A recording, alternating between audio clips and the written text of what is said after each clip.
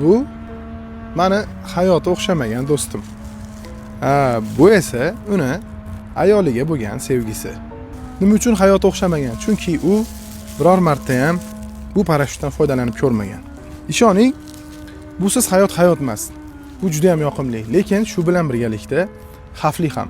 Hammamiz ham sakrashga sakraymiz, lekin ko'p hollarda parashyutni ochmaymiz.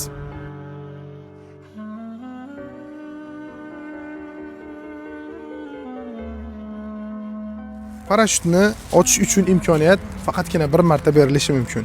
Agar siz parashyutingizni ochsangiz ham omon qolasiz, ham hayotingiz go'zallikka aylanadi. Agar o'z vaqtida ochmasangiz, natija qanday bo'lishini hech kim bilmaydi. Shunday ekan, hali sakramaganlar sakrashdan qo'rqmang. Parashyut bor. Sakraganlar esa parashyutingizni oching va rohatlanib yashang.